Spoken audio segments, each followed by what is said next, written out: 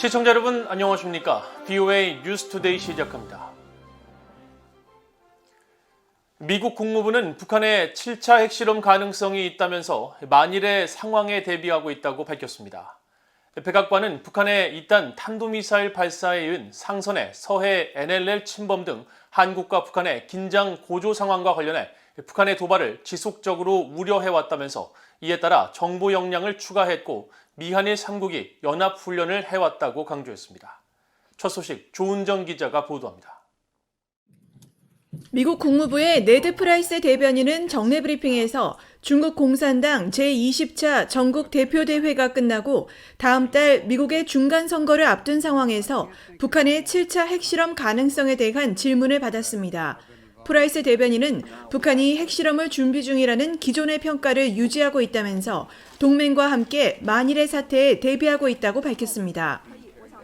We assess that the DPRK is preparing its Pyongyang-ri test site for what would be its seventh test. This is consistent with the DPRK's own public statements. This is something we've said for a number of months now.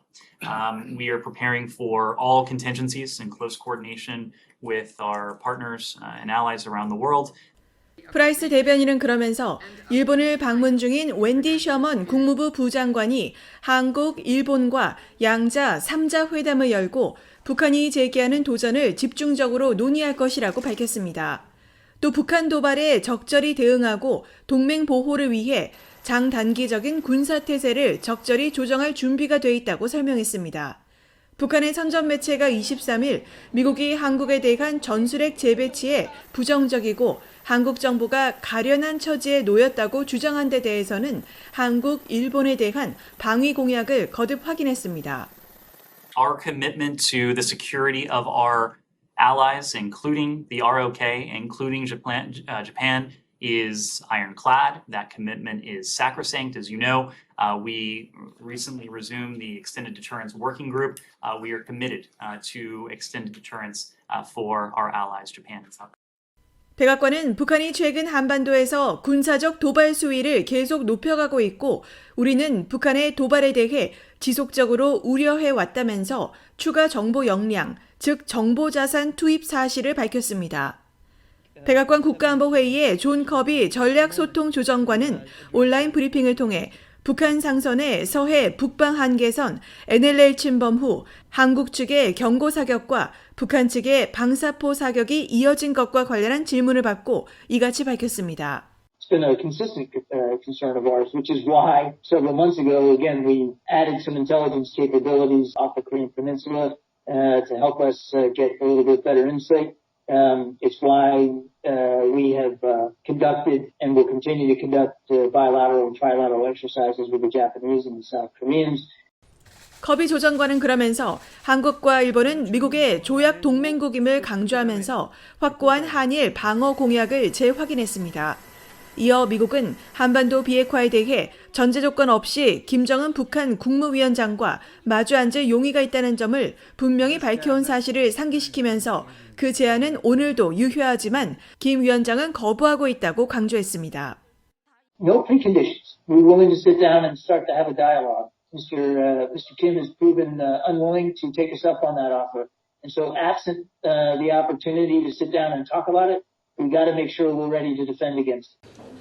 커비 조정관은 북한의 7차 핵실험 감행 가능성과 관련한 질문에 대해서도 우리의 국제적 동맹 파트너들과 함께 북한의 도발과 유엔 안보리 결의 위반에 대해 책임을 지을 수 있도록 계속 노력할 것이라고 답했습니다. VOA 뉴스 조은정입니다. 유엔은 북한 선박이 서해 북방 한계선 NLL을 침범해 한국군이 경고 사격을 통해 퇴각시키고 북한군은 방사포로 위협 사격을 가한 데 대해 우려를 나타냈습니다. 스테판 두자릭 유엔 대변인은 24일 정례 브리핑에서 남북한이 서로 경고 사격을 한 데 대한 논평 요청에 북한과 관련해 우리는 한반도와 주변의 긴장 고조에 대해 분명히 우려하고 있다고 밝혔습니다. 이어 그런 점에서 유엔 사무총장은 북한이 다른 당사국들과 대화를 재개하고 모든 당사자들이 함께 대화에 도움이 되는 환경을 조성할 것을 요청했다고 밝혔습니다. 북한이 상선으로 서해 북방 한계선 NLL을 침범하고 방사포로 위협 사격을 벌인 것은 한국의 무력 대응을 부추기기 위한 의도된 행위라고 전직 주한미군 사령관이 지적했습니다. 제임스 서먼 전 주한미군 사령관은 24일 VOA에 북한의 최근 NLL 침범과 관련해 북한은 NLL을 인정하지 않고 언제든지 침범할 수 있다는 것을 보여주며 또 다른 도발을 위한 시도를 하는 것 같다면서 이같이 분석했습니다. 서먼 전 사령관은 그러면서 NLL은 북한도 서명한 휴전협정 합의사안의 일부로 북한은 이를 준수해야 하며 미한 연합군은 경계와 준비태세를 유지하면서도 북한의 이 같은 도발이 주고받기식 맞대응으로 이어지지 않도록 긴장을 완화하고 휴전 상태가 유지되도록 해야 한다고 강조했습니다. 군사 전문가인 랜드 연구소의 브루스 베넷 선임연구원은 북한의 김정은 국무위원장은 한국과 미국이 계속 문제를 일으켜 대응하지 않을 수 없다고 북한 주민들에게 말하면서 핵실험 등 추가 도발의 명분을 만들고 있는 것 같다고 분석했습니다. 베넷 선임연구원은 그러면서 이 같은 김 위원장의 태도는 그렇게 해야 할 만큼 심각한 내부 불안정에 직면해 있다는 의미일 수 있다고 지적했습니다. 한국 서해 북방 한계선 NLL을 침범한 뒤 퇴각된 북한의 상선 무포호는 과거 제3국으로부터 등록을 취소당했었던 선박으로 드러났습니다. 최근 유엔 안보리 대북제재위원회 전문가 패널도 이 선박을 주목하기 시작했는데 무포호는 지난주에 중국을 다녀간 기록을 남겼습니다. 함지하 기자가 보도합니다. 한국 군 당국은 한국 서해 북방 한계선 NLL을 무단으로 침범해 퇴각시킨 북한 선박은 무포호라고 밝혔습니다. 선박의 고유 번호인 국제해사기구 IMO의 7자리 숫자가 공개되지 않은 상태지만 현재 북한에는 무포호란 이름으로 운항 중인 선박이 한 척 있습니다. 이 이름을 토대로 유엔의 선박 등록 자료와 마린 트래픽 등 선박 추적 시스템을 살펴보면 무포호는 길이 97m, 중량 톤수 5,297톤의 중형 화물선으로 2009년에 건조된 비교적 최신 선박입니다. 앞서 한국 언론은 무포호가 지난 1991년 스커드 미사일을 싣고 시리아로 향했다가 미국 정보당국 등에 발각돼 기술을 돌린 북한 선박과 명칭이 같다고 보도했지만 새 무포호가 이때보다 약 18년 뒤에 건조된 점으로 볼 때 서로 다른 선박으로 추정됩니다.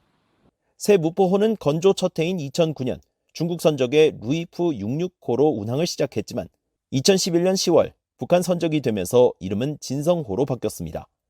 이어 2016년 1월 아프리카에 토고 깃발을 달면서 롱리치 5호라는 새 이름을 갖게 됐는데 불과 5개월 만인 같은 해 6월 토고 정부로부터 등록을 취소당하면서 2020년까지 선적 미상의 선박으로 남아있었습니다. 당시 토고 정부는 유엔 안보리 대북제재위원회에 제출한 이행 보고서를 통해 국제사회 제재 이행 차원에서 북한 선박의 등록을 취소했다고 밝혔습니다. 이후 무포호는 2020년 4월 몽골 깃발을 달았지만 3개월 뒤부터 다시 북한 선적으로 변경됐습니다. 이 무포호는 최근 중국 룽커우항에 입항한 기록도 남겼습니다. 마린 트래픽에 따르면 무포호는 17일까지 중국 룽커우항에 머물었으며 이날 룽커우항을 빠져나오면서 선박 자동 식별 장치를 껐습니다. 무포호는 국제사회 대북제재를 감시하는 유엔 안보리 대북제재위원회 전문가 패널도 주시하는 선박이기도 합니다. 전문가 패널은 최근 공개한 중간 보고서에서 2020년과 2022년 사이 새로 북한 깃발을 단 선박 14척 중의 하나로 무포호를 포함시켰습니다. 전문가 패널은 최근 몇 년간 북한이 한국과 타이완 회사 등의 중고 선박을 구매하는 문제를 지적하며 이 목록을 공개했는데 무포호가 토고와 몽골 등의 깃발을 단 경위와 북한으로 소유권이 이전되는 과정 등을 조사할 가능성이 있습니다.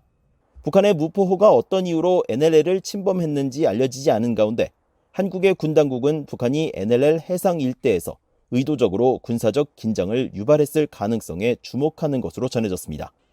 BOE 뉴스 함지아입니다. 지난 9월 북한과 중국의 무역액이 신종 코로나 바이러스 사태 이후 월간 최대 규모를 기록했습니다. BOA가 중국 해관총서의 무역 자료를 분석한 결과 지난달 북한은 중국에서 9,007만 달러어치의 물품을 수입하고 1,420만 달러어치를 수출해 총 무역액 규모가 1억 427만 달러를 기록한 것으로 나타났습니다. 이 같은 9월 무역액은 신종 코로나 바이러스 사태가 막 시작되던 2020년 1월에 1억 9,715만 달러 이후 최대 규모입니다. 북한이 지난달 중국에서 가장 많이 수입한 품목은 버스와 화물차용 타이어 11만 9,565개로 1,302만 달러에 달하며 이어 514만 달러를 기록한 가발과 인조 속눈썹 등 모발용 제품과 대두유, 담배 부산물 등을 중국에서 대량으로 수입했습니다. 또 중국산 보건용 안면 마스크도 총 1,055만 8천여 개, 약 30만 달러치를 사들였습니다. 북한이 가장 많이 수출한 품목은 합금철의 일종인 페로실리콘이었으며 몰리브덴 광과 그 정광 제품, 플로트 유리 등이 그 뒤를 이었습니다. 유엔 아동기금 유니세프가 보건과 영양, 식수, 위생 프로그램과 관련한 지원 물자의 북한 반입에 대해 대북 제재 면제 승인을 받았습니다. 유엔 안보리 산하 대북제재위원회는 24일 홈페이지를 통해 북한 내 지역사회와 보육원, 병원 등에 보낼 265만 달러 상당의 지원 물품 273종에 대한 유니세프의 제재 면제 요청을 승인했다고 밝혔습니다. 구체적으로는 태양열 온수기를 비롯해 노트북과 데스크탑 컴퓨터, 감시와 모니터링에 필요한 카메라, 전기 모니터, 자전거, 출산용 의료용품 등 다양한 물품이 포함됐다고 위원회는 설명했습니다. 유니세프는 내년 10월 14일까지 관련 물자를 북한에 보낼 수 있지만 북한은 지난 2020년 1월 말부터 신종 코로나 바이러스 방역을 이유로 국경 봉쇄 조치를 이어가면서 제재 승인 물자를 수용하지 않아 실제 관련 물품이 북한에 전달될 수 있을지는 불투명합니다. 이상으로 VOA 뉴스투데이를 모두 마칩니다. 시청해주신 여러분 고맙습니다.